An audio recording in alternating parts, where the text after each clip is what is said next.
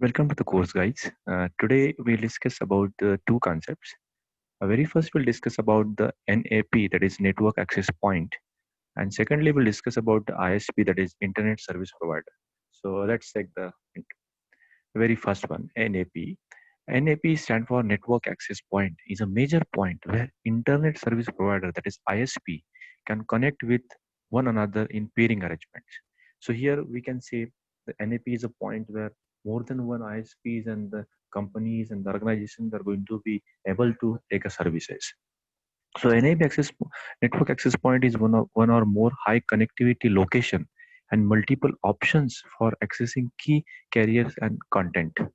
In it, various providers, ISPs, and telecommunication companies set up their POPs, that is point of presence, making it easy for any business to use it connectivity services.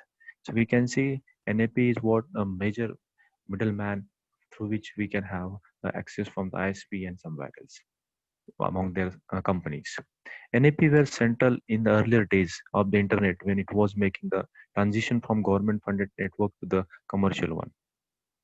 But a network access point was a public network exchange facility. And earlier, this was the earlier date scenario.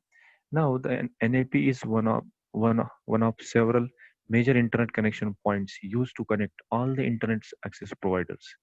So here, this point is very important that guys, NAP is one of the several major internet interconnection point used to connect all the internet access providers. More about this, NAP is a great solution found by telecommunication companies to allow their customers to connect effectively, prudently their reach without losing the quality of the internet connectivity. So here the gist of this NAP, we can say, if you look at the diagram, so here there is an NAP, and this NAP is connected to more than one ISPs together. So if any users, any business want to expand their ideas, so without hurting, without disturbing any kind of services, this NAP is going to be uh, extend our business, and NAP is going to be what we can say the point, what we can say the main location through which we can get the services. So moreover, it is very important in terms of the ISPs. So go to the ISPs. ISP stand for Internet Service Provider, and ISP provide access to internet. Whether whether we are at home or work or each time we connect to the internet, our connection is routed through the ISP.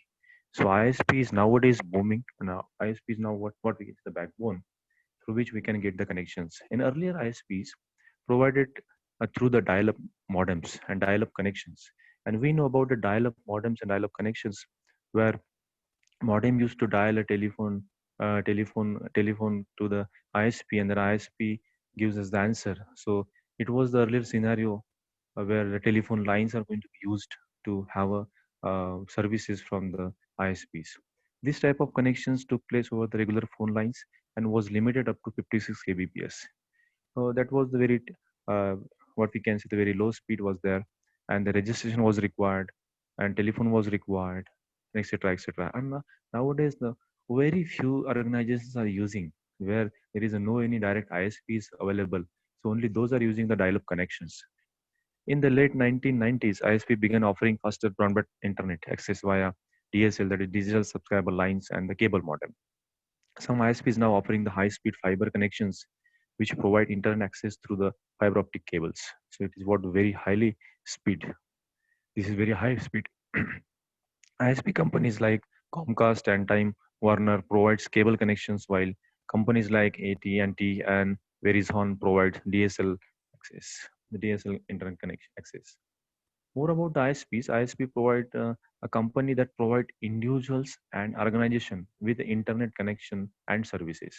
So in the simple language, we can say ISP is a company that provides individual and organization with internet connections and the services.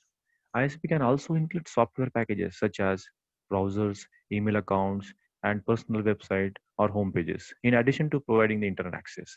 So these are all the facility also provided by the ISPs. ISP can host a business websites. Apart from this, it can host the business websites and can build the website themselves as well.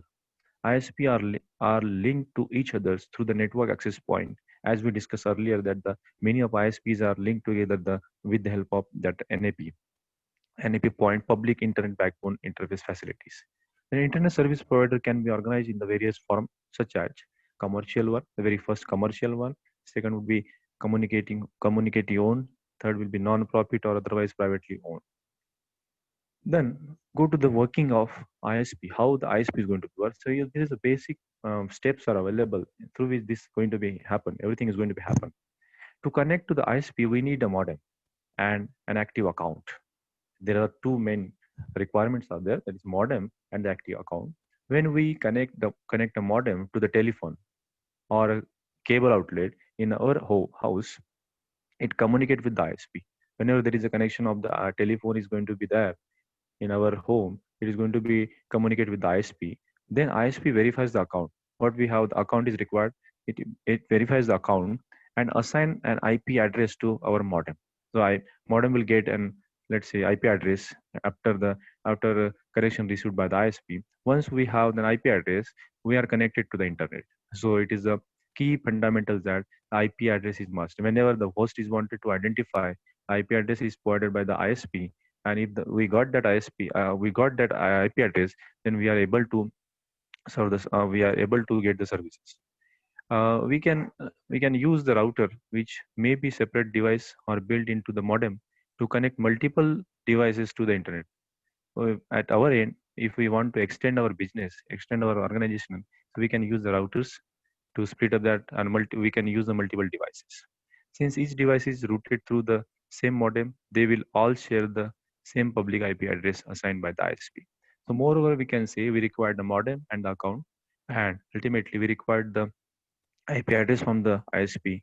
So this is going to be happen when there is internet is over here, and then in between the ISP is there. Then ISP is going to be given the services to the government offices, home, large corporations, small businesses, educational, etc., etc., etc. So this is what the simple working. Then there are some layers of the ISPs and how that ISP is going to be organized, the structure, because ISP is structured, because ISP is going to give the services to all ones, so that is going to be supposed to be organized structure, so that the countries, continent, their regional ISPs, etc., or all the things are going to be handled properly. So there are actually three levels. We can see the top level, middle level, and the bottom level. So here tier one, I'm moving the cursor over the diagram. The tier one, let's say this ISP tier one, it is a backbone ISP, are connected and maintained by specialized companies. So backbone ISPs is the top level, at the top level, where some of the big agencies and the government agencies like Google, TCS, IBM are going to be handle this kind of what we can say the ISPs. Here, some of the most well-known are like Sprintlink, PSINet, UUNet technology, etc., etc. So here in a tier one, we can say this is the backbone, and the topmost uh, ISPs are available, which owned by government agencies and some uh, big mega agencies like Google and TCS. Then second, we come to the second one. Second is a tier two, that is regional ISPs. Regional ISPs are small ISPs that are connected to one or more backbone ISPs. They are at the second level of the hierarchy with the lesser data rate. Examples: Idea, Zio, etc. And this is what the regional one. So when we got the services from the top level ISP to the tier two, so it is going to be provide that particular region. Let's come to the let's go to the third level, and that is what tier three. Local vendors, that is sub-regional, like Speed Wi-Fi. Local ISP provide direct services to the end users, and the local ISPs can connect to the regional ISPs or directly to the backbone. So here at the tier three, we are the common users are getting the services by the sub-regionals offices. Sub-regional offices connect to the tier two connected to the tier one, and tier two in middle between the tier three and tier one. So here at the local level, we can get the from the tier three, but ultimately everything going to be connected, and the backbone is what the tier one. So this is what the layer structure and architecture: the topmost layer, middle layer, and the bottom layer. There are some classification of the ISPs on the basis of their services provided, on the basis of their nature. There are some classification of the ISPs. Very first will be, let's say, access provider. Access provider ISP provide internet access, employing a range of technologies to connect users to the networks. Available technologies have ranged from computer modems with acoustic coupler to the telephone lines, like a sound like concept, to the television cable, Wi-Fi, and the fiber optics. So this is what the very first classification. Second will be a mailbox provider. A mailbox provider is an organization that provide hosting services for electronics mail. That is, electronics mail is going to be hosted in this mailbox provider domain that have access to the mailbox storage. It provides email service for end users or other organization to send, receive, accept, and store emails. So moreover, the mailbox providers is going to be used for sending, receiving, and accepting the emails, electronics mails. Then the third category is the hosting ISP. Internet hosting services provide email, web hosting, or online storage services. Other services include virtual servers, cloud services, or physical server operations. So these are the many of availability of many of the facilities are available where hosting is done, cloud services, virtual server, where website can be hosted. A website can be dedicated, hosted on a dedicated server, shared server, etc., etc., on the basis of their rents and the periods. Then another classification is the transit ISP. Just as their customer pay them for internet access, the ISP themselves pay upstream. So because we have a three tier architecture, so lower level ISP pay to the upper level ISPs. Okay, so the ISP from the internet service. Then upstream ISPs usually has a larger network than the contracting ISP, or in able to provide a contracting ISP with the access to part of internet, and the contracting ISP by themselves has no access. So here in transit ISP, there is a structure. The bottom one ISPs can get the services from the upstream. So upstream is what the service provided to the down one. So this is what the transit ISP. Then next category will be virtual ISPs. The virtual ISPs is an organization that purchases the services from the another ISPs, again also referred to as a wholesale ISPs in this sense, allowing customers to that virtual ISPs to access the internet using wholesale ISPs, own and manage network and infrastructure. So here there is a concept is what the wholesale ISPs or wholesale sellers. The virtual ISPs emit virtual mobile networks providers and private local voice communication exchange carriers. So this is what also another category of the ISPs. Moving to the next one, the free ISPs. There are maximum uh, sites are available and maximum mechanisms are available where are going to be have a free ISPs. The free ISPs are connected service provider that provide the service in the free of charges. So then they never take any fees from the users. Many free ISPs display their advertisement while the user is connected, like the commercial televisions, in the sense they are selling their users attention to the advertisements. So this is also the nature of attracting the users to get that ISPs. And other free ISPs, sometimes called free net, are run on a non-profit basis, usually with the voluntary staff. So this is the if the ISP is free, so it is going to be at the free of cost. So it is going to be a non-profit basis, and it is works as the voluntary staff members.